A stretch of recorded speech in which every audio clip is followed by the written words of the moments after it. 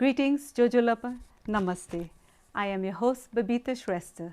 As a folk singer, better known to us as Lokgeet and Dohori Geet within the Nepali community, Ram Prasad Khanal is one of the first names that come to my mind. He was the one who started the Lok Dohori Geet in Nepal television, making this history. Today, I'm looking forward to hearing more from Ram Prasad. Please join me in welcoming him to Light and Shadow. स्वागत छ राम प्रसादज्यू to light and shadow. नमस्ते बबिताजी, तपाईलाई धेरै धेरै धन्यवाद। तपाईको यो कार्यक्रममा आज तपाईले सम्झिनुभयो। तपाई र चाहिँ विशेष गरेर राजीव श्रेष्ठजी अनि किरणजी, तपाईहरुको यो टिमलाई हार्दिक धन्यवाद। धन्यवाद। I am honored to have you given your experience as you worked for Nepal Television and Radio Nepal. तपाईलाई कस्तो फिल भइरहेछ लाइट एन्ड स्याडोमा आउनु भएकोमा? अब आज मात्रै हैन, अमेरिकामा बस्न थालेदेखि जब यसरी यस प्रकारका कार्यक्रममा आइन्छ, मेरा सुरुका दिनहरु जुन बेला म रेडियो नेपालमा स्ट्रगल गर्दै थिएँ, पछि नेपाल टेलिभिजनमा काम गर्दै गएँ, त्यो बेलाका दिनहरुलाई अहिले विदेशमा बसेर पनि हामीले त्यो भुलाउनका लागि यो पनि गरिँदै छ जस्तो एक प्रकारको त्यो भनौं न, नेपालका ती दिनहरुलाई यहाँ पनि कमसेकम सम्झाउन त पाइएको छ जस्तो पनि लाग्छ। हामी चाहिँ धेरै कोशिश गरिरहेछ हाम्रो कल्चर प्रिजर्भ गर्ने, हजुर। विदेशमा भएर पनि हामी सानो बच्चाहरुलाई पनि हाम्रो छोराछोरीलाई पनि इन्भल्भ गर्छ। तपाईको छोराछोरीलाई पनि इन्भल्भ गरेको देखेछु।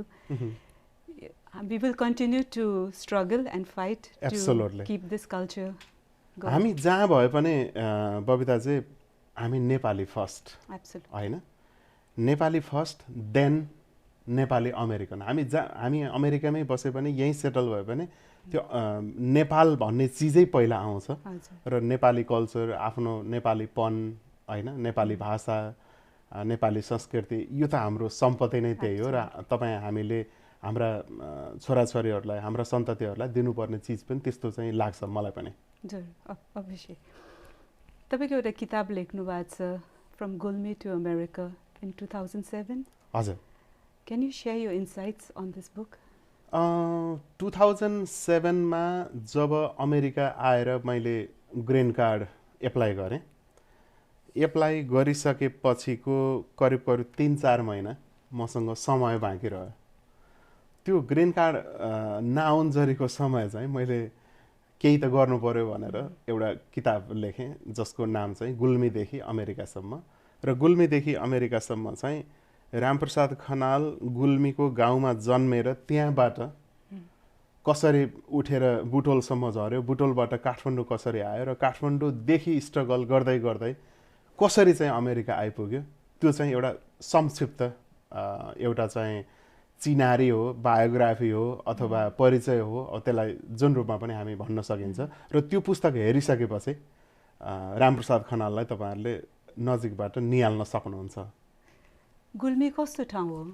गुल्मी नेपालको पश्चिमी पहाडी जिल्ला र चाहिँ अहिले त धेरै विकास भइसक्यो, तर पहिला चाहिँ हामी सानो बच्चा हुँदाखेरि हामी गाडी हेर्नका लागि गुल्मीबाट पाल्पासम्म आउनु पर्थ्यो र 2036 सालमा जब गुल्मीमा चाहिँ मोटर बाटो पुग्यो, कच्ची मोटर बाटो, ट्र्याक्टरहरु हैन, अनि ट्र्याक्टरहरुमा झुन्डिएर यात्रा गरेको, त्यो धुलो भएर यात्रा गरेको, अनि सँगसँगै यात्रा गरेको मान्छे धुलोले चिन्नै गाह्रो भयो, उत्रिँदाखेरि चिन्नै गाह्रो भएको त्यो क्षण पनि हामीसँग त्यो मेमोरीमा छ। त्यसको मिठास मेमोरी, त्यो जस्तो मिठास त अमेरिकामा कहाँ पाउँछ र? यहाँ त धुलो पनि देख्नु छैन, धुवा पनि देख्नु छैन।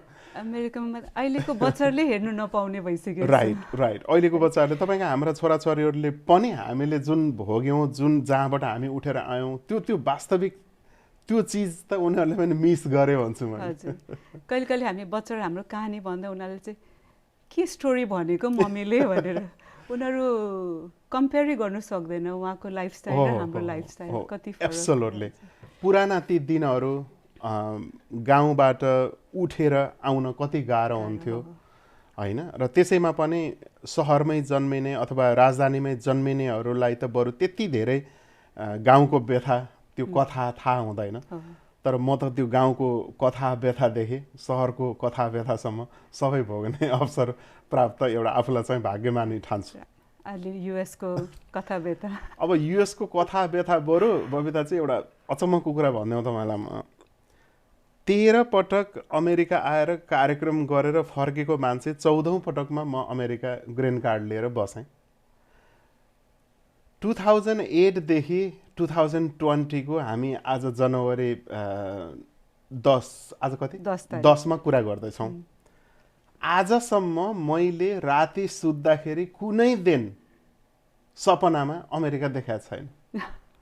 खाली नेपालमा पनि आफ्नै डाँडा काँडा आफ्नै जन्मठाउँहरू होइन, नेपालका विभिन्न ठाउँ जहाँ जहाँ गइन्थ्यो जे गरिन्थ्यो त्यो चाहिँ स्मरणमा आइरहन्छ कि कहिल्यै पनि सपनामा पनि हामी बसेको यहाँ वासिङटन डिसी वरिपरि भनौँ अथवा हामी जति ठाउँ हिँड्छौँ डुल्छौँ जति प्रोग्राम गर्छौँ यो सपनामा आउँदैन। खोइ किन हो मलाई थाहा छैन। किन यसको पछाडि के कारण छ तपाईँलाई के लाग्छ? मेरो विचारमा तपाईँको न्यानो सम्झना, न्यानो माया आफ्नो तपाईँलाई पनि त्यस्तै हुन्छ? अलवेज है, आफू जन्मेको गाउँ ठाउँ, आफ्नो परिवेश, आफन्तहरू, साथीभाइहरू, आफूले सानोमा भोगेका कुराहरू त्यो स्मरण गर्दाखेरि त त्यो अचम्म लाग्छ कि मान्छे चाहिँ कहिले पनि परिवर्तन नभइदो रहेछ। कहिले कहिले आफूलाई चाहिँ यस्तो इङ्ग्लिसमा भन्छ नि lost in transition. Absolutely I live lost in transition भन्छु। I always say this. कहीँ न कहीँ हामी कता इन्कम्प्लिट भइरहेछ, ट्रान्जिसनमै बसिरहेको जस्तो लाग्छ। जस्तै एउटा त त्यो कुरा भयो। अर्को कुरा अमेरिकामा बसेर तपाईँ हामीलाई खान बस्न समस्या छैन, हिँड्नलाई गाडीको समस्या छैन, बस्नलाई घरको समस्या छैन। हरेक चिज यहाँ दुःख गर्दाखेरि कमाउन सकिन्छ, जोड्न सकिन्छ। तपाईँ हामीले यो facility we can achieve it, but we always miss Nepal. Yes, we always miss our that original things. I think because the way we grew up, even we didn't have everything, but we had everything. Absolutely. Right? अब बिजुली हुँदैन हामी manage गर्थ्यौँ, पानी आउँदैन हामी manage गर्थ्यौँ। तपाईले काठमाडौँमा, तपाईँ त भक्तपुरमा जन्मिनु भएको मान्छे अथवा काठमाडौँ भ्यालीमा, तपाईले त त्यो के मिस गर्नुभयो? हामी त सानोमा बच्चामा स्कुलमा पढ्दाखेरि आफैले गुन्द्री भन्छ त्यसलाई, सानो चकटी भन्छ त्यसलाई, त्यो आफैले त्यो बेरेर बोकेर गएर चौरमा बसे। त्यतिखेर हाम्रो स्कुलको बिल्डिङ पनि थिएन। चौरमा बसेर टिचरहरूले रुखमा कालो पाटीको चाहिँ त्यो बोर्ड राखेर हामीलाई चाहिँ पढाएको त्यो दिन क्रस गरेर आएको मान्छे हो म। त्यही भएर तपाईँ यस्तो ट्यालेन्टेड हुनुहुन्छ नि। अब ट्यालेन्टेड त म के नै छु र ममा के नै छ र, तर पनि त्यो जुन ब्याकग्राउन्डबाट उठेर यहाँसम्म आइयो त्यो चाहिँ सानो कुरा चाहिँ पक्कै होइन जस्तो लाग्छ। एब्सोल्युटली। अच्छा, that is the biggest experience, best experience भन्छु। राइट है। अब तपाईँकै कुरा गरौँ न। तपाईँहरूलाई अहिले यो light and shadow programme, why you are doing this job? Because we can not forget Nepal, we can not forget our culture, we can not forget our community. We want to do something for the community. Am I right? Absolutely. हैन, त्यसैका निम्ति तपाईहरु गर्दै हुनुहुन्छ। त्यसकारणले मैले अहिले यो आजको यो कार्यक्रम हेरिरहेका दर्शकहरुलाई पनि मैले चाहिँ बबिताजी, राजीवजी, किरणजी लगायतले मिलेर यो जुन लाइट एन्ड स्याडो जुन कार्यक्रम गरिरहनु भएको छ त्यसका लागि त म हृदयदेखि नै धन्यवाद दिन चाहन्छु। तपाईँ यति मल्टी ट्यालेन्टेड एन्ड क्रिएटिभ हुनुहुन्छ। Can you instantly compose a song for Light and Shadow?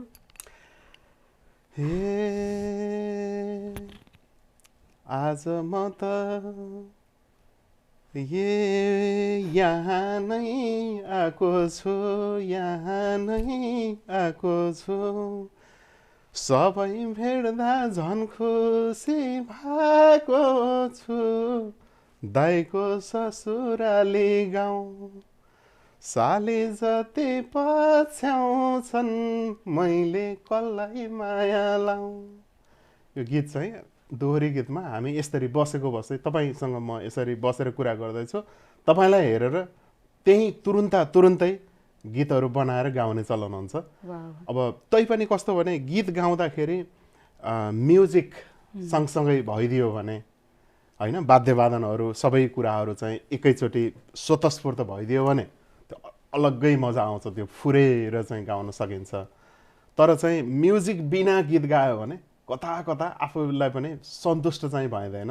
हामीले अमेरिकामा यो फिल गरिरहेछौँ र अमेरिकामा अब हामीले चाहिँ गर्नुपर्ने चाहिँ के देखाएको छु भने मैले हामी यहाँ वाद्यवादकहरू छौँ, हामी यहाँ कलाकारहरू छौँ, हामी यहाँ चाहिँ राम्रो ट्यालेन्टेड तपाईँहरू जस्ता साथीहरू हुनुहुन्छ, अनि राम्रा राम्रा क्यामराम्यानहरू, यी राजीव श्रेष्ठ जस्ता चाहिँ यस्ता यस्ता चाहिँ क्यामेराका एङ्गलका पनि एङ्गल राजाहरू यहाँ भएको ठाउँमा अब त सबै मिलेर होइन एउटा प्रोफेसनल्ली चाहिँ एउटा केही गर्ने चाहिँ बेला आएको छ। मलाई चाहिँ त्यस्तो लाग्छ राजीवले अलिकति त्यो कुरालाई चाहिँ सिरियसली लिनुपर्छ।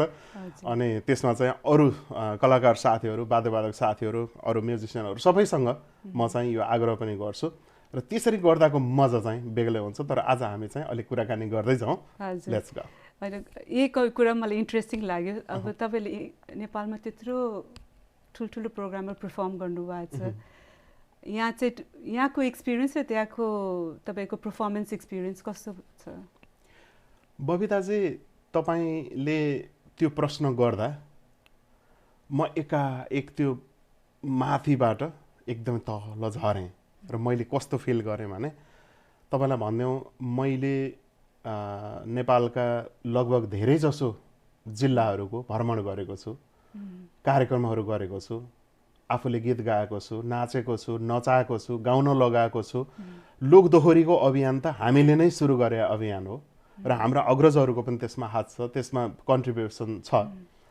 र 60-70 हजारको मासमा, 50 हजारको मासमा हामी त्यहाँ गीत गाउँथ्यौँ, त्यहाँ नाच्थ्यौँ, त्यहाँ त्यो दर्शकको बिचबाट चाहिँ त्यो वाहवाहीमा चाहिँ प्रोग्राम प्रस्तुत गर्ने मान्छे आज तपाईँ हामी अमेरिकामा 400-500 हजार मान्छे जम्मा गरेर 1000 मान्छेको बिचमा गएर गीत गाइयो अथवा बोलियो भने अथवा ओहो आज त ठुलो उपस्थिति भयो है भन्नुपर्ने त्यो कुराले कस्तो कस्तो सक गराइदिन्छ भने कहाँको त्यो 50-60 हजार लाखको मास, कहाँको यहाँ चाहिँ 500-700 हजारको मास, तै पनि चित्त बुझाउनुको विकल्प छैन।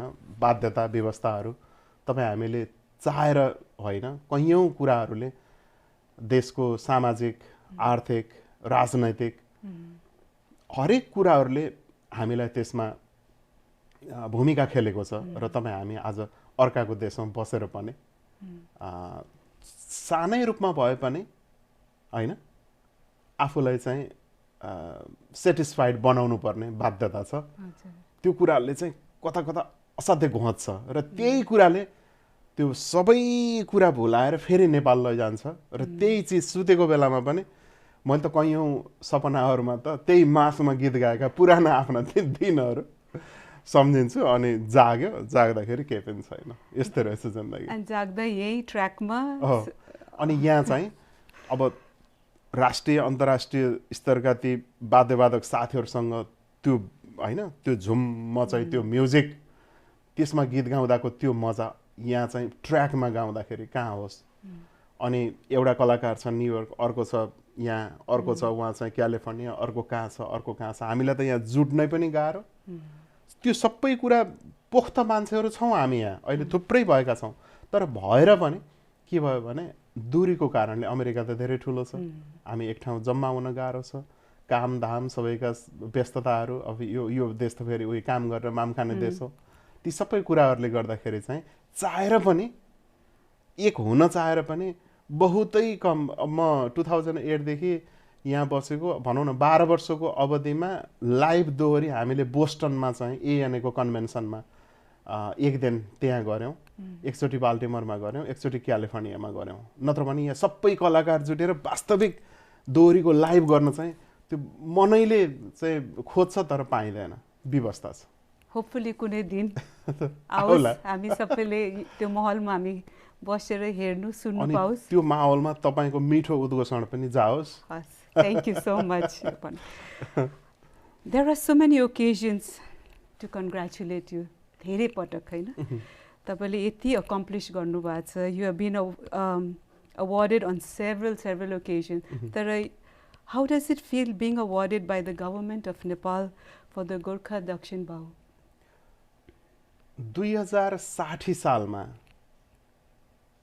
तत्कालीन श्री 5 को सरकार, अहिले त नेपाल सरकार भनिन्छ क्यारे, श्री 5 को सरकारले मलाई 25 वर्षभन्दा बढी गीत सङ्गीतको क्षेत्रमा कन्ट्रिब्युसन गरेको आधारमा सिलेक्सन गरेर अनि सरकारले सिफारिस गरेर राजाबाट चाहिँ गोर्खा दक्षिण बाउ मलाई प्रदान गरिएको थियो र त्यो बेला मैले 1000 भन्दा बढी गीत गाइसकेको थिएँ। त्यो बेला मेरा दर्जनौं एल्बमहरू प्रकाशित भइसकेका थिए र म चाहिँ नेपालका 74 जिल्लामा पुगेर आफ्नो गीत मार्फत, आफ्नो सङ्गीत मार्फत, आफ्नो प्रोग्राम मार्फत मैले आफूले जे सक्थेँ मैले त्यो कन्ट्रिब्युट गरेको थिएँ। र त्यतिखेर चाहिँ के मूल्याङ्कन हुन्थ्यो भने, हुन त अहिले जमाना चाहिँ फेरिएका छन्, व्यवस्था फेरिएको छ, मान्छेले कसलाई के लाग्छ कसलाई के लाग्छ, तर त्यतिखेर कामको मूल्याङ्कन हुन्थ्यो र कहिल्यै पनि गलत मान्छेलाई सरकारले यसरी सिफारिस गरेको अथवा राजाले चाहिँ एक्सेप्ट गरेको हामीले देखेनौँ कहिले। जसले त्यो पदकहरू पाउँथे त्यो यथार्थ मूल्याङ्कन भएर अनि त्यो साँच्चै चाहिँ मानिन्थ्यो। अहिले हेर्नुहुन्छ भने अब जसले पनि पाएको छ, जस्तो मान्छेले पनि लिएको छ, अब जसलाई पनि दिएको छ, त्यसको भ्यालु भएन। तर त्यो बेला चाहिँ हामीले पाउँदाखेरि त्यसको अलगै महत्त्व थियो। र मैले चाहिँ गीत सङ्गीतको क्षेत्रमा 25 वर्षभन्दा बढी काम गरे बापत गोर्खा दक्षिण बाउ र 25 वर्षभन्दा बढी पत्रकारितामा म चाहिँ जर्नलिजममा मैले जति कन्ट्रिब्युसन गरेँ त्यस बापत चाहिँ मलाई प्रख्यात त्रिशक्ति पट्ट प्रदान गरिएको थियो। त्यो चाहिँ सरकारको सिफारिसमा राजाले हामीलाई चाहिँ दिने चलन थियो त्यो बेला। र ती दिनहरू भनौँ न आज हामी सम्झिँदाखेरि यो देशलाई केही गर्दाखेरि आफूले कुनै कन्ट्रिब्युसन गर्दा मूल्याङ्कन गर्ने थलो पनि थियो है भनेर अहिले सम्झिन्छौँ। तर अहिले के छ, एभ्रीबडी नोज द्याट। अनि how they get it, how is the situation, you know. That's true.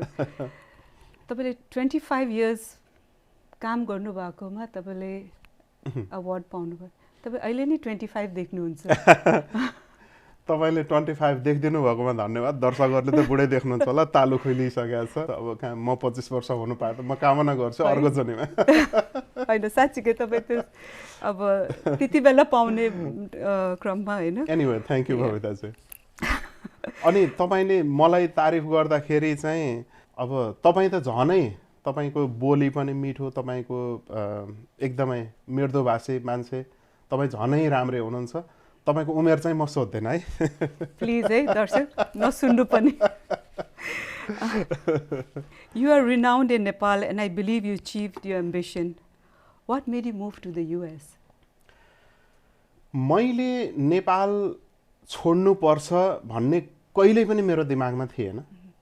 नेपालमा म त्यहीँको धुवाँ धुलो, त्यहाँ जे जस्तो परिस्थिति थियो त्यसैलाई नै स्वर्ग मानेर त्यसैमा इन्जोय गर्दै पत्रकारिता, गीत सङ्गीत, कलाकारिता, साहित्यको क्षेत्रमा काम गरिरहेको मान्छे। तर जिन्दगी यस्तो रहेछ, समय यति बलवान हुँदो रहेछ, समयको चक्र यसरी घुम्दो रहेछ बबिता चाहिँ, कहिलेकाहीँ आफूले नसोचेको कुराहरू पनि लाइफमा हुँदो रहेछ र आफूले नचाहेर पनि त्यो डिसिजन गर्नुपर्ने रहेछ। म चाहिँ वर्ल्डका 36 वटा देश घुमिसकेको छु, प्रोग्रामहरू लिएर एउटा सिङ्गरको रूपमा पनि घुमिसकेको छु, एज अ जर्नलिस्टको रूपमा पनि घुमिसकेको छु। र मैले सधैँ गीत के गाउँथेँ भने विदेशमा बसेका नेपालीहरूलाई देख्दाखेरि गीत लेख्थेँ, गाउँथेँ होइन। विदेशमा नबस, स्वदेश फर्क, आफ्नै देशमा केही गर्नुपर्छ, आफ्नै माटोमा केही गर्नुपर्छ, यसरी अरूलाई प्रोत्साहित गर्ने मान्छे जब प्रचण्ड र बाबुरामको कथित जनयुद्ध, 10 वर्ष जनयुद्ध जसमा 17,000 भन्दा बढी नेपालीहरूले ज्यान गुमाउनु पर्यो, देशको हालत के भयो सबैका अगाडि छर्लङ्ग छ। र त्यो बेला पनि मैले देश छोडेन। त्यो बेला पनि म त्यहीँ भिडेर बसेँ, त्यहीँ लडेर बसेँ, त्यहीँ लेखेर बसेँ, त्यहीँ बोलेर बसेँ, त्यहीँ गाएर बसेँ। मैले कहिले पनि देश छोड्ने कुरा गरिनँ। तर 2064 साल भदौ 22 गते जब त्यो समूहबाट मलाई अपहरण गरेर बेपत्ता पारियो 3 दिन 3 रात, त्यसपछि मेरो मनमा के लाग्यो भने यो सतीले श्राप गरेको देश नै रहेछ जस्तो पनि फिल भयो। र मैले नचाहेर पनि होइन, अब चाहिँ म त तलमाथि भए पनि केही छैन, तर मेरो बच्चाहरू त सानै छ, मैले बच्चाहरूको भविष्यको लागि केही सोच्नुपर्छ भने अनि अपहरणबाट मुक्त भएपछि म 6 महिना काठमाडौँमै बसेर अझै पनि म फेस गर्नेमा गएँ। तर देखेँ त्यहाँ मानवीयता थिएन, त्यहाँ ह्युमन राइट्सको कुरा थिएन, त्यहाँ चाहिँ नैतिकताको कुरा थिएन, त्यहाँ सिद्धान्तको कुरा थिएन, त्यहाँ आफ्नोपनको कुरा थिएन। थियो त केवल बार्गेनिङको कुरा थियो त केवल मार्ने कुट्ने लुट्नेका कुराहरू थिए त केवल तान्ने मात्रै कुराहरू, चन्दा आतङ्कका कुराहरू थिए। ती कुराहरूले चाहिँ वाक्क दिक्क भएपछि मैले 2064 सालको अन्तिमतिर मैले छोराछोरीको निम्ति पनि भविष्य चाहिँ उनीहरूको भविष्य हेरेर पनि मैले चाहिँ अमेरिका आउने निधो गरेँ। र अमेरिका आएर पनि मैले यहाँ चाहिँ एसाइलम लिएर बसेको होइन, म शरणार्थी भएर बसेको होइन। म त एज अ मल्टी ट्यालेन्ट पर्सनहरूले लिने एक्स्ट्रा अर्डिनरी एबिलिटी EB1 अन्तर्गत अमेरिकाले ससम्मान विश्वका ट्यालेन्टेड मान्छेहरूलाई दिने ग्रिन कार्ड मलाई प्रदान गरिएको हो र यसरी बसिएको हो। यसरी बस्नु हुँदैन थियो। म आफैलाई भन्छु यसरी बस्नु हुँदैन थियो। तर मसँग कुनै विकल्प थिएन बबिताजी। ज्यानको माया सबैभन्दा ठुलो हुँदो रहेछ, त्यसपछि आफ्नो सन्तानको माया सबैभन्दा ठुलो हुँदो रहेछ। मैले मेरो ज्यानको पनि माया मार्न सक्थेँ, तर म मर्दै गर्दा मेरा सन्तानहरू एउटा भनौँ न अबोध चाहिँ मेरा सन्तानहरूलाई मैले त्यसरी चाहिँ छोडेँ भने म बाउको भूमिका निर्वाह हुँदैन भन्ने ठानेर होइन, मैले बच्चाहरूका निम्ति पनि मैले केही सोच्नुपर्छ भनेर म यसरी अमेरिका आएर नचाहँदै पनि बसेको मान्छे। त्यो बाध्यता व्यवस्था र हरेक वर्ष म वाच गरिरहेको छु नजिकबाट। म नेपाल जान्छु, पोहोर गएँ, परार गएँ। तपाईँले मेरा गएको बेला चाहिँ विभिन्न टेलिभिजनहरूमा पत्रपत्रिकाहरूमा इन्टरभ्यू हेर्नुभयो होला, सुन्नुभयो होला। म नेपाल फर्किन आतुर सबैभन्दा अग्रपङ्क्तिमा रहेको मान्छे हौँ। तर तपाईँ हामी फेरि पनि एकचोटि सम्झौँ, देश कहाँ छ? त्यस्तो स्वर्ग जस्तो देश आज कसरी नर्क जस्तो बनाइएको छ? व्यवस्था त परिवर्तन भयो, तर के परिवर्तन भयो? खै जनतालाई अनुभूति, खै सुरक्षा, खै शान्ति, खै ह्युमन राइट्स, खै देशको विकास, खै रोजगारीका अवसरहरू। ती सबै कुराहरूले गर्दाखेरि तपाईँ हामी नेपाल म मात्रै होइन, तपाईँ मात्रै होइन, हामी जस्ता कैयौँ नेपालीहरू जो चाहिँ देशभन्दा बाहिर छौँ, विभिन्न देशमा छौँ, सबै नेपालीहरू आतुर देख्छु मैले देश फर्किन। तर बाध्य छन्, समय परिस्थिति, देशकाल, त्यहाँको राजनीति, त्यहाँको त्यो फोहोरी खेलहरू, त्यो सबै चिजले फेरि तपाईँ हामीलाई धकेलिरहेछ। नआइज भनेर झन् हामीलाई पुस ब्याक गरे जस्तो मलाई फिल हुन्छ। तर दुःख लाग्छ। आशा गरौँ छिटै हाम्रो देशले काँचुली फेर्न सकोस्, न्यायको जित होस्, ल एन्ड अर्डरको जित होस्, ह्युमन राइट्सको जित होस्, गलत लिडरसिपहरू ब्याक हुन्, देशले साँच्चै देश जस्तो भएर तपाईँ हामीलाई फेरि फर्क आऊ भनेर बोलाउने दिन आओस्। म त्यो दिनको प्रतीक्षामा छु। हामी उता अहिले फर्किनु नसके पनि हामी के गर्नु सकोस्? तपाईँ हामी यहाँ बसेर पनि तपाईँ हामीले त मलाई लाग्छ नेपालमा हुँदाभन्दा झन् बढी यहाँबाट कन्ट्रिब्युसन गरेका छौँ। नम्बर 1, तपाईँ हामीले दुःख गरेर कमाएको पैसा हामीले आफ्नो परिवारलाई नेपाल पठाएका छौँ रेमिट्यान्सको रूपमा। त्यो रेमिट्यान्स तपाईँ हामी जस्तै नेपालीहरू सबैले पठाएको रेमिट्यान्सबाट त्यो देश चलेको छ। त्यो देश त्यसैले धुकुर बाँचिरहेको छ। नम्बर 2, तपाईँ हामी बाहिर छौँ, अहिले यो कुरा गर्दैछौँ, हामी यहाँ किन चाहिँ नेपालको विषयमा कुरा गर्दैछौँ? यो पनि नेपालप्रतिको हाम्रो चासो हो, नेपालप्रतिको हाम्रो चाहिँ लगाव हो, नेपालप्रतिको हाम्रो कन्ट्रिब्युसन हो। यो पनि तपाईँ हामी यहाँ बसेर पनि आफ्नो कला, साहित्य, संस्कृति, आफ्नोपन, नेपाली भाषा सबै चिजका लागि जे गर्छौँ त्यो सबै पनि अ काइन्ड अफ कन्ट्रिब्युसन। त्यसकारणले हामीले चाहिँ त्यसमा चाहिँ प्राउड पनि गर्नुपर्छ किनभने हामी देशभित्र रहेर मात्रै होइन देश बाहिर रहेर पनि देशका लागि सोच्छौँ देशका लागि आफ्नो परिवारका लागि आफ्ना सन्ततिका लागि आफन्तहरूका लागि सबैका लागि सोच्ने त वास्तवमा तपाईँ हामी चाहिँ झनै महान जस्तो लाग्छ मलाई अनि तपाईँकोबाट तपाईँको पोइन्ट अफ भ्यू सेयर गर्नुभएको पनि राम्रो हो हामी कति इन्फर्मेसन पनि लिनु सकिरहेछु होइन हामी कति सेयर गर्नु सकिरहेछु अनि तपाईँले छोड्नु भएको तपाईँको as a parent as a head of the family you had to do it right that was the right thing at that point of time त्यस्तै थियो होइन let's change the topic please how has moving to the US what have you accomplished अब त्यस्तो बाध्यता र व्यवस्थाका कुराहरू जुन मैले बताएँ त्यो परिस्थितिबाट हामी अमेरिकामा आयौँ मुभ भयौँ तर मुभ भएर पनि तपाईँ हामीले यहाँबाट जुन आफ्नो क्षेत्रबाट जुन योगदान दिइरहेछौँ त्यो पनि एक प्रकारको होइन राम्रै कुरा हो जस्तो लाग्छ र हामीले आफ्नो माटोप्रति आफू जन्मेको त्यो माटोप्रति सधैँ गर्व गरिरहेछौँ र यहाँबाट चाहिँ आफूले सक्दो आफ्नो क्षेत्रबाट तपाईँ म अहिले चाहिँ हेरिरहनुभएका दर्शकहरू जो कोही नेपालीले पनि आफ्नो ठाउँबाट जुन योगदान दिएछन् त्यो पनि एक किसिमको त्यो एचिभमेन्ट हो एक किसिमको चाहिँ त्यो राम्रो कुरा हो त्यसैबाट पनि चित्त बुझाउनु पर्ने बाध्यता छ द्याट्स ट्रु तपाईँले 1200 गाना गाउनु भएको छ 48 एल्बम्स रिलिज गर्नुभएको छ अच्छा यो म्युजिकल जर्नी कहिले सुरु गर्नुभयो मैले चाहिँ म गुल्मीको गाउँ जहाँ जन्मेँ त्यहाँ जन्मेदेखि म सानो बच्चा हुँदैदेखि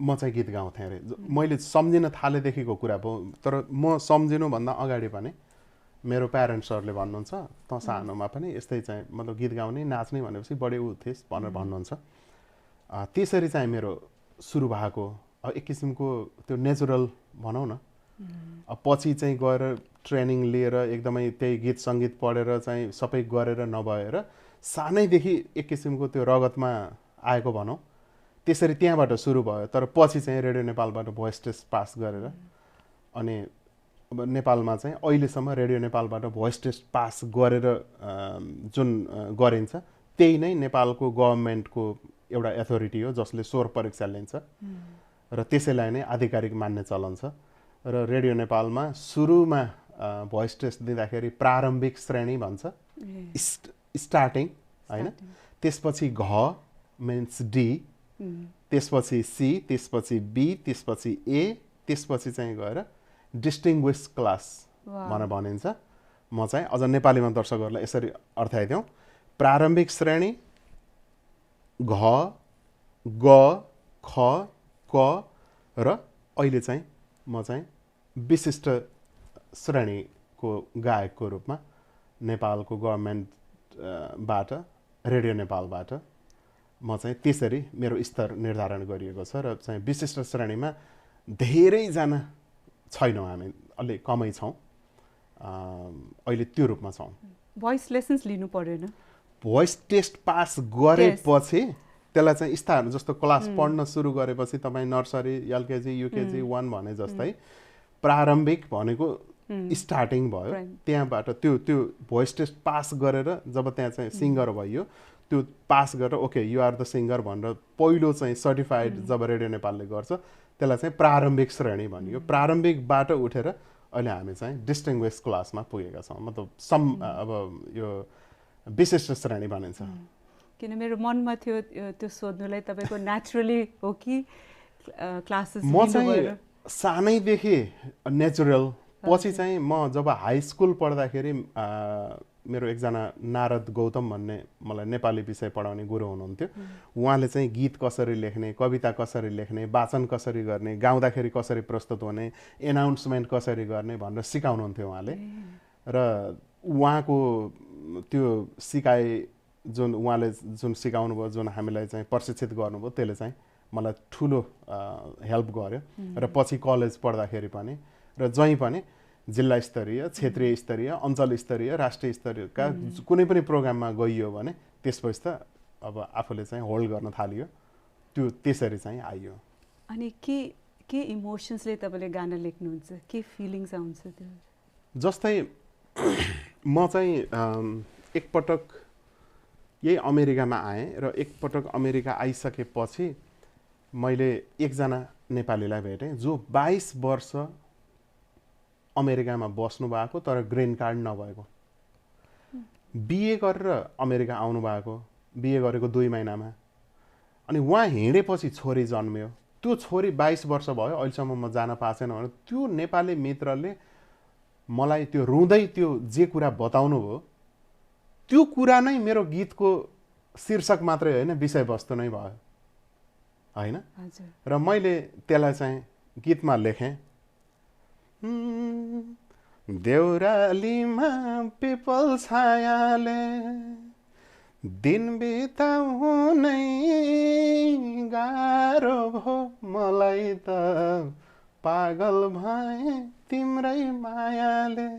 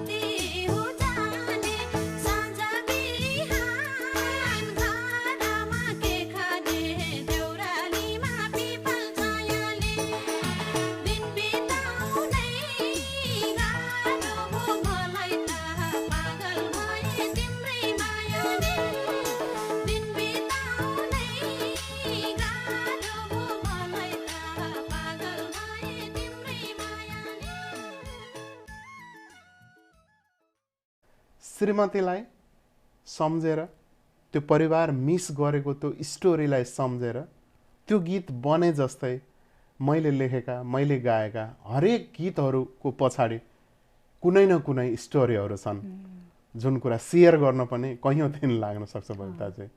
र जे देखिन्छ, जे आफूलाई त्यो कुराले टच गर्छ, जे कुराले छुन्छ नि त्यही चाहिँ गीत लेख्न थालिन्छ, कविता लेख्न थालिन्छ, त्यो चाहिँ गर्न चलाउनुहुन्छ र मेरो पनि त्यही नै हो। लाइफ जस्तै हो। तपाईले 17 किताब पनि लेख्नु भएको छ नि? हजुर, मैले अहिलेसम्म 17 वटा किताब लेखेको छु। त्यसमध्ये 13 वटा किताबहरू चाहिँ गीत सङ्गीत सम्बन्धी किताबहरू छन्, गीतहरूका किताबहरू छन् विशेष गरेर। त्यसपछि अब विभिन्न यहाँ चाहिँ अहिले मैले तपाईँलाई यो तपाईँको प्रोग्रामलाई चाहिँ उपहार दिनको लागि पनि मैले यहाँ चाहिँ केही ल्याएको छु। जस्तै यहाँ बसेपछि मैले यो एउटा यो गुल्मीदेखि अमेरिकासम्म यो एउटा किताब लेखेँ। त्यसपछि चाहिँ देश हराएको मान्छे, हेर्नुहोस् है, देश हराएको मान्छे, यो शीर्षकभित्रै बहुत कुरा छ बुझ्नेहरूलाई। यो कविता सङ्ग्रह, यसमा गजलहरू पनि छन्, यो लेखेँ। त्यसपछि अर्को चाहिँ मुर्दाहरूको बस्ते, मुर्दाहरूको पनि कहीँ बस्ती हुन्छ र भन्ने लाग्छ नि, तर मुर्दाहरूको बस्ते साहित्यमा चाहिँ के हुन्छ भने प्रतिबिम्ब, हामी त्यसरी गराएर गरिन्छ। यो किताब भयो। यसै गरेर 17 वटा किताबहरू अहिलेसम्म प्रकाशित भएका छन्। त्यसै गरेर जस्तो नेपाली मन, म जहाँ भए पनि म नेपाली, मेरो मन नेपाली मन, नेपाली मन गीतहरू सिडी भिसिडी तपाईँको विभिन्न प्रकारका मेरा अहिलेसम्म 48 वटा एल्बम प्रकाशित छन्, जुन चाहिँ म तपाईँलाई यो कार्यक्रम मार्फत यो कार्यक्रमलाई चाहिँ म हस्तान्तरण गर्न चाहन्छु। Thank you. On behalf of Light and Shadow. Thank you. You married your college sweetheart, your college friend.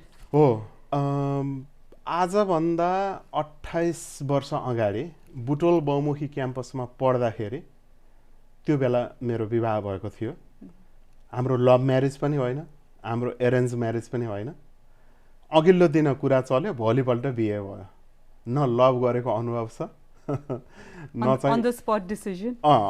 त्यस्तै अब त्यो कहिलेकाहीँ त्यो सिचुएसन त्यस्तो हुँदो रहेछ। हामीले चाहिँ अघिल्लो दिन बेलुका बिहेको कुरा चल्यो, भोलिपल्ट बिहे भयो। त्यो अनपेक्षित ढङ्गले विवाह भयो होइन। त्यसको च्यालेन्जेस एक्सपिरियन्स कस्तो भयो?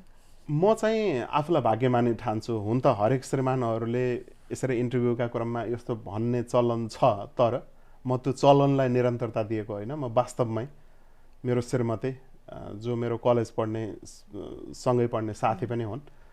We are sharing another video of Ram Prasad Khanal. Please enjoy it.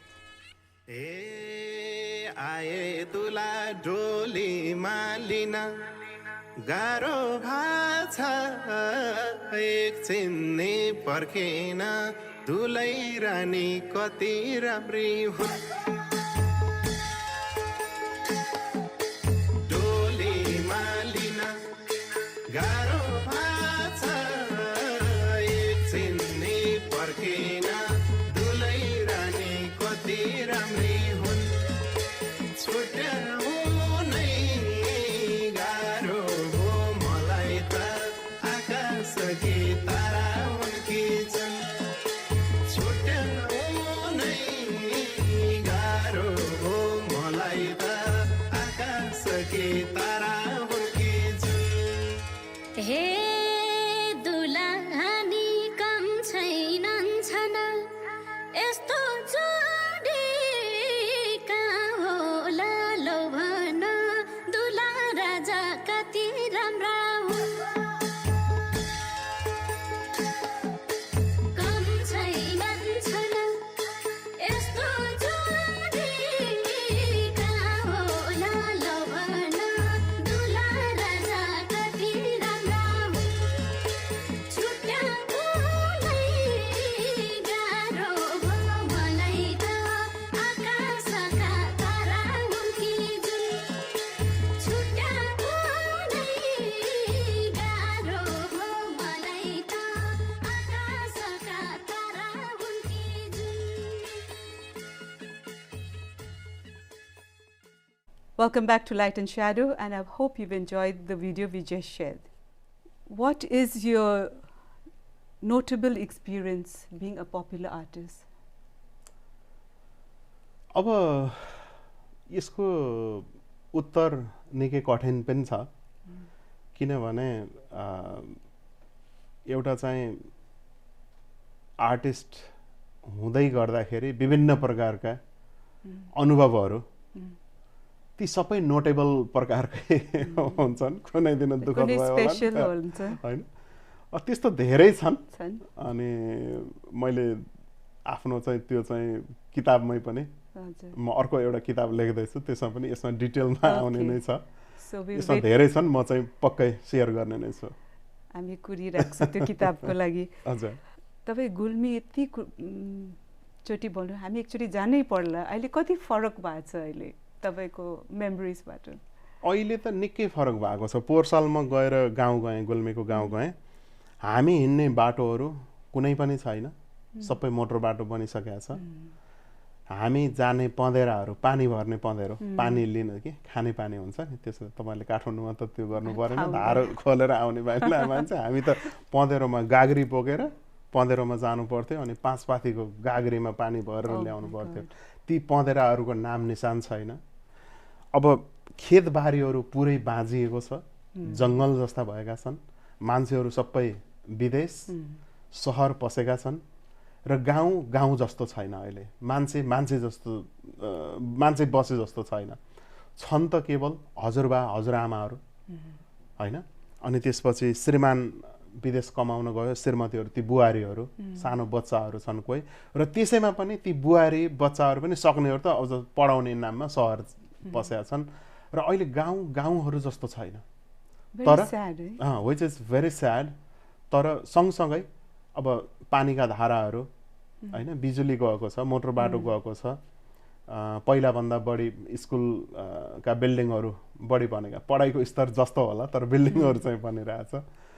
केही राम्रा पक्षहरू र सँगसँगै त्यो मान्छेहरू विस्थापित भएको देख्दा चाहिँ अलिक एकदमै स्याड मोमेन्ट के गाउँमा जाँदाखेरि त्यो चाहिँ एकदमै फिल भयो मलाई। अहिले आई थिङ्क हरेक गाउँमा त्यस्तै सेम नेपालका अहिले त 77 जिल्ला, तपाईँ हामीले 75 जिल्ला पढ्यौँ, अहिले 77 जिल्ला भएका छन्। 77 जिल्लामा काठमाडौँ भ्याली र काठमाडौँभन्दा बाहिर जस्तै विराटनगर भन्नुहोस्, बुटोल भैरुवा भन्नुहोस्, तानसेन भन्नुहोस्, पोखरा भन्नुहोस्, नेपालगञ्ज भन्नुहोस्, नेपालका प्रमुख सहरहरू छाडेर अरू जिल्लाको कुरा गर्नुहुन्छ भने गाउँ बस्तीहरू सबै अघि मैले भने जस्तै त्यस्तै उजाड भएको होइन, धेरै मान्छेहरू विस्थापित भएका, गाउँ छोडेका त्यस्तो चाहिँ देखिन्छ। कृषि, अब कृषि प्रधान देश हाम्रो देश चाहिँ कृषि प्रधान देश भनेर हामीले पढ्यौँ नि, तर अहिले चाहिँ कृषिको कुरा गर्नुहुन्छ भने गएको, मैले हिजो मात्रै एउटा न्युज हेरेको थिएँ, गएको 3 महिनामा नेपालमा 4 अर्बभन्दा बढीको चामल मात्रै आयात भएको छ। Can you imagine? 3 महिनामा 4 अर्बको चामल। पहिला हामीले नेपालमा आफैले बेच्थ्यौँ, आफैले उत्पादन गरेर खान्थ्यौँ, सबै कुरो भएर हामी चाहिँ निर्यात गर्थ्यौँ, एक्सपोर्ट गर्थ्यौँ। अहिले हामी आयात गर्छौँ र 3-4 महिनामा 4 अर्बको चामल मात्रै खाने भयौँ। फलफुल किनेर खाने, तरकारी किनेर खाने, हरेक चिज किनेर खाने। र तपाईँलाई अर्को आश्चर्यको कुरा भन्दैँ, गुल्मी गाउँमा जाँदा पनि मैले के देखेँ भने चाउचाउ बिहानको ब्रेकफास्ट, है, चाउचाउ र पाउरोटी। हेर्नुहोस् है, सहर बजारबाट तरकारी, गाउँमा चाहिँ खेतबारीहरू बाँझिएका छन्, मान्छे काम गर्न चाहँदैनन्। कस्तो कति चित्त दुख्ने कुराहरू छन्। अब तर भन्ने भने के भने फेरि यही कुरा हामीले भन्यौँ भने हामीलाई गाली बर्सिन थाल्छ। आफू चाहिँ अमेरिकामा बसेर अनि त्यहाँबाट चाहिँ ठुला कुरा गर्ने यताउता भन्न थालिहाल्नुहुन्छ। दर्शकहरू त्यस्तो नभन्नुहोस् है। त्यस्तो त होइन। तपाईँ युएस आउनुभयो, तपाईँको फ्यामिलीलाई कसरी एडजस्ट गर्नुभयो, तपाईँ कसरी एडजस्ट गर्नुभयो? अब म चाहिँ सुरुको 6 महिना मेरो रोएर बित्यो। जब म नेपाल नछोड्ने मनस्थितिको मान्छे यहाँ छोड्ने मनस्थितिमा आएर यहाँ बस्नु पर्यो, यति गाह्रो भयो, यति पीडा भयो होइन। आफूले कुनै अपराध नगरिकन पनि होइन, आफ्नो कुनै दोष नभएर पनि होइन, मान्छेले किडन्याप गरेछ, मान्छे मारेछ, मान्छेलाई लुटेको छ, कुटेको छ, अपहरण गरेछ होइन, परिवारहरू विस्थापित बनाएको छ। यस्तो त्यस्तो देशमा यस्तो पनि भयो भन्ने त्यो पीडाले यहाँ आएपछि पनि सुरुका 6 महिना म विदेश आइसकेपछि पनि मेरो आँसुले सिरानीहरू भिजाउँथेँ म हरेक रात। जब ग्रिन कार्ड बन्यो, परिवारहरू आइसकेपछि म चाहिँ रुन किन बन्द भयो भने मेरो श्रीमती रुन थालेन फेरि। ल मलाई किन ल्याएको यहाँ होइन, यहाँ बस्ने होइन, फर्किने भने 2 वर्षसम्म फेरि श्रीमती रुन थालेपछि म आफू पनि रोएँ भने त बर्बादै भयो। त्यसपछि श्रीमती सम्हाल्नेमै 2 वर्ष गयो गर्दा हाम्रो 2.5 वर्ष श्रीमान र श्रीमती हामी आँसुका भेलहरूसँगै युएसमा रातहरू काटेका ती दिनहरू कसरी भुल्न सकिन्छ र? तर त्यो आँसु मिटाउँदा छोराछोरी त खुसी भयो? अब छोराछोरीहरू पनि सुरुमा खुसी भएनन् र अहिले पनि मेरो छोराछोरीहरू त्यति धेरै खुसी छैनन्। उहीँ गर्न पाएको भए केही राम्रो हुन्थ्यो, नेपालमै गर्न पाएको भए, अहिले पनि त्यो भन्छन्। र सँगसँगै बिस्तारै पहिलाभन्दा त कन्भिन्स हुँदै गए, किनभने त्यहाँ अब day by day, every year होइन, इयर बाई इयर झनै सिचुएसन ब्याड हुँदै गएको देखिसकेपछि होइन, त्यहाँको बेहाल देख्दाखेरि चाहिँ अहिले छोराछोरीहरूले अलिकति मन बुझाउन थाले। तर स्टिल हाम्रो परिवार नेपाल फर्किनुपर्छ, नेपालमै केही गर्नुपर्छ भन्ने मान्यता छ। तर हेरौँ भोलि फ्युचरको कुरा, देश अलिकति राम्रो, त्यहाँ परिस्थिति राम्रो भइदियो भने फर्किने भन्ने चाहिँ अहिले पनि हाम्रो त्यो सोचाइ चाहिँ मरेको छैन। डेफिनेटली हाम्रो देश राम्रो हुन्छ, हामी सबै आशा गर्छु, प्रार्थना गर्छु होइन। पशुपतिनाथले चलाएको देश रहेछ होइन, त्यही त भन्नु पर्यो। अहिले त्यहाँ हेर्नुहोस्, कोरोनाको कारणले अहिले संसारभरि यो हालत छ। नेपालमा देख्नु भएको छ कति मान्छे चाहिँ त्यहाँ चाहिँ कसैलाई मतलबै छैन, मास्क पनि छैन, 6 फिट डिस्टेन्स पनि छैन, अलिकति सावधानी पनि छैन, तै पनि चलाएको छ भनेपछि पशुपतिनाथ कि जय भन्ने र पशुपतिनाथले नै चलाए जस्तो चाहिँ लाग्छ है। त्यो पनि हो। एन्ड प्लस हाम्रो नेपालको हाम्रो एउटा नम्बर 1 इम्युनिटी सिस्टम राम्रो छ। एउटा 2 हामी द सेकेन्ड थिङ हामी we accept everything that comes. दुःख जति दुःख आए पनि जस्तो हाम्रो लकडाउन पहिला हाम्रो नाकाबन्दी हुँदाखेरि पनि ग्यास छैन, बिजुली छैन, दाउरापालहरू पनि चल्यो। हामी कति ह्याप्पी त होइन, but we managed, we survived भन्छु। हरेक फिल्डमा there is no way and the Nepali people have happiness, have charm. तपाईँ गाउँमा पनि जानु हाँसी खुसी केही छैन, केही नभए पनि हाँसी खुसी, they are so happy and that we should keep and not lose that. You're right. I agree. तपाईको यति इन्फर्मेसन छ हैन, तपाईको यति किताब, गाना, album, where can an audience get or find information about you? अहिले गीतहरू युट्युबमा थुप्रै गीतहरू अहिले पछिल्लो समय, अब पहिला जुन बेला हामी एकदमै हाम्रो युग थियो त्यो बेला युट्युबै थिएन, फेसबुक सामाजिक सञ्जाललाई भन्ने नै थिएन, रेडियो नेपालबाट बस्थे, टेलिभिजनबाट बस्थे। अब अहिले त सामाजिक सञ्जालको युग छ, अहिले युट्युबमा नयाँ गीतहरू युट्युबमा आएका छन्। तर पुराना गीतहरू जुन बेला हामीले रेडियो नेपालमा रेकर्ड गऱ्यौँ, नेपाल टेलिभिजनमा रेकर्ड गऱ्यौँ, त्यतिखेरको त्यो प्रविधि र अहिलेको प्रविधि टोटल फरक भएको हुनाले र रेडियो नेपालमा रेकर्डेड पुराना गीतहरूको राइट चाहिँ रेडियो नेपालसँगै हुन्छ, नेपाल टेलिभिजनमा रेकर्ड गरेका हाम्रा गीतहरूको राइट नेपाल टेलिभिजनमै हुन्छ। त्यस कारणले हामीले त्यसलाई चाहिँ युट्युबमा हाल्न मिल्दैन, हामीलाई त्यो राइट हुँदैन। अहिले पछिल्ला समयका त सबै कुराहरू युट्युबमा सामाजिक सञ्जालहरूमा अहिले आइ नै हाल्छन् र किताबहरू बजारमा कहीँ पनि किन्न पाइहाल्छ। अहिले त एभाइलेबलै छ। रामप्रसाद खनाल टाइप गरेपछि हाम्रो तपाईको विकिपीडिया पनि छ। विकिपीडिया आफ्नो हुँदैन, त्यो विकिपीडिया त कसैले इन्फर्मेसन सबै अहिले त गुगल सबैभन्दा सजिलो। जस्तै मानौ बबिता प्रधान श्रेष्ठजीको केही कुरा चाहियो, गुगलमा गयो, नाम टाइप गरे भेटिन्छ। त्यस्तै दर्शक श्रोताहरू अथवा शुभचिन्तकहरू कसैलाई मेरो बारेमा केही चाहियो, केही गर्यो भने गुगलमा गएर नाम टाइप गर्यो भने पनि सबै कुराहरू, भिडियो सबै कुराहरू भेट्न सकिन्छ। त्यसमाथि मेरो आफ्नो एउटा पर्सनल वेबसाइट छ ramprasadkhanal.com, त्यसमा चाहिँ मेरा सबै आफ्ना इन्फर्मेसनहरू त्यसमा छ। अब अहिले त युट्युबमा, फेसबुकमा, ट्विटरमा हैन जता पनि फलो गर्न सकिन्छ। अहिले त अब त धेरै अब संसार एकदमै साँगुरो नै भएको छ। We are so connected. Absolutely. पहिला हामी एकचोटि फोन गर्नु पर्यो भने नेपालमा हामी पे फोन खोजेर, अब अहिले फ्री छ, एभ्रिथिङ इज सो कनेक्टेड। कुनै बेला त तपाईहरुलाई काठमाडौँमा त्यो महसुस भएन होला, हामी बुटोलमा बस्दाखेरि पहिलोचोटि घरमा टेलिफोन जोडेको दिन त्यो सान भन्नुहुन्छ भने ओ माई गॉड मसँग टेलिफोन छ हैन। पहिलो पटक टिभी आउँदा पनि कति एक्साइटमेन्ट थियो त्यो कुरै नगरौँ, त्यस्ता दिनहरू पारित हुँदै गयो। हाम्रो प्रोग्रामको अन्तिममा आउँदैछु। अच्छा, तपाईले के भन्नु चाहनुहुन्छ हाम्रो दर्शकबिनहरुलाई? बबिताजी धेरै धेरै धन्यवाद आजको यो अवसरका लागि। अमेरिकामा रहेर पनि आफ्नो नेपालीपन, नेपाली मनलाई सार्वजनिक गर्नका लागि लाइट एन्ड स्याडो यो जुन कार्यक्रमको तपाईहरुले परिकल्पना गर्नुभयो, धेरै धेरै धन्यवाद दिन चाहन्छु। तपाईँ काम गर्नुहुन्छ, किरणजी आफ्नै कामदाम छ, राजीवजी आफ्नै कामदाम छ, मेरो आफ्नै कामदाम छ, तैपनि तपाईँ हामी यसरी जम्मा भएर एउटा कार्यक्रममा यसरी बोल्नु, नेपालको बारेमा डिस्कसन गर्नु हैन, आफूलाई लागेका कुराहरू चाहिँ आफ्ना भ्युजहरू राख्नु, सेयर गर्नु, यो पनि नेपालप्रतिको अ काइन्ड अफ कन्ट्रिब्युसन हो। हामीले यो कुरालाई बचाइराख्नुपर्छ र जहाँ भए पनि हामी नेपाली पहिला हौँ हैन। आफ्नो नेपालीपन, आफ्नो नेपाली मनलाई चाहिँ हामी सधैँ जीवित राखौँ यो भन्छु। र मेरा सम्पूर्ण दर्शक श्रोताहरूलाई चाहिँ मेरा गीतहरू सुनिदिनु भएकोमा, हेरिदिनु भएकोमा, हामीलाई फलो गर्नुभएकोमा, हामीले लेखेका लेखहरू पढिदिनु भएकोमा, हाम्रा म त nepalmother.com यहाँबाट म पत्रकारिता पनि गर्छु, nepalmother.com अहिले चलिरहेको छ। एज अ जर्नलिस्टको हिसाबले पनि म सबैप्रति हार्दिक धन्यवाद दिँदै तपाईँलाई पनि विशेष धन्यवाद दिन चाहन्छु।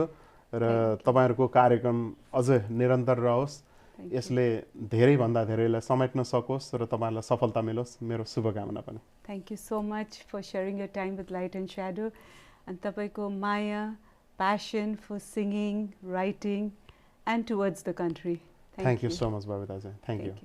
To all our viewers, we hope you've enjoyed this special program with Ram Prasad Khanal, who has shared his beautiful story from a small village, Gulmi, all the way to the US.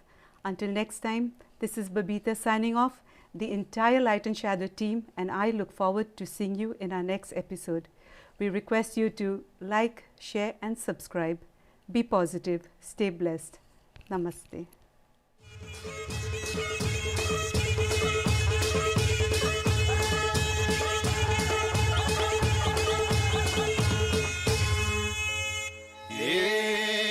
कस्ता भए होलान्ती गाउँघर होलान्ती गाउँघर बाँचिन्छ कि मरिन्छ के भर मेरो गाउँघर याद आइरहन्छ बुढो तानसेन गिरी र तङ्गा छ कहिले जाउँला मनमा आइरहन्छ